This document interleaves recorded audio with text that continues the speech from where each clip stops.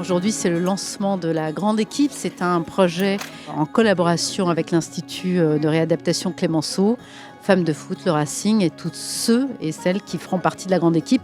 L'idée, c'était de continuer à accompagner un service qu'on connaît bien. Et puis, c'est l'occasion, avec les Jeux paralympiques, de lancer ce fameux projet parce qu'on avait envie de continuer à faire la promotion et la sensibilisation autour du sport et du handicap. Ce n'est pas parce qu'on est porteur de handicap qu'on ne peut pas faire du sport. C'était une évidence puisque, comme l'a rappelé Madame Keller, ça fait plusieurs années que son association nous aide énormément par différentes actions de financement de projets, de matériel pour le service.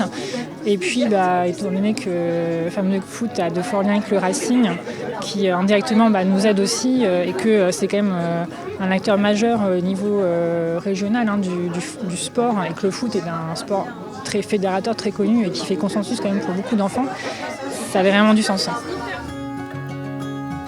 C'était un moment assez magique avec les joueurs, avec les enfants, avec le personnel soignant.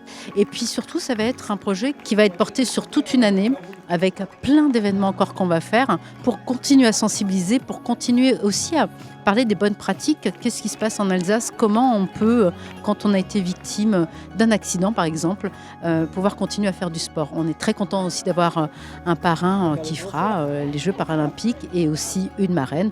Donc voilà, on commence à constituer notre grande équipe et je remercie le Racing Club de Strasbourg, les joueurs, le staff, tous les salariés du Racing qui sont déjà membres de cette grande équipe. Pour moi, le sport a toujours été un moteur pour moi par rapport à ma maladie. Pour m'accrocher, pour savoir que physiquement ça me permettait de tenir, mentalement aussi. Et pour moi, je me suis dit que pour tous ces enfants et pour ce programme La Grande Équipe, ça pouvait être comme un exemple aussi pour dire aux enfants, le sport ça peut être un moteur d'épanouissement.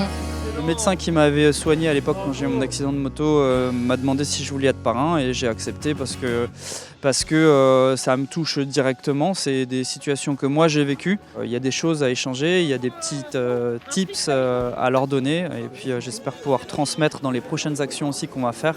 Ils ont inauguré aujourd'hui aussi les tricycles, puisque nous avons financé pas mal de vélos, justement pour promouvoir la mobilité quand on est porteur de handicap. Donc les joueurs, les enfants ont pu tester les tricycles ici au Soprema Park, le mur digital, jouer au football. Oui, ils sont venus à eux. C'est incroyable, franchement, jamais j'aurais imaginé ça, rencontrer les joueurs d'aussi comme ça, physiquement c'est incroyable. Puis le soutien qui est apporté au centre de rééducation, c'est vraiment incroyable.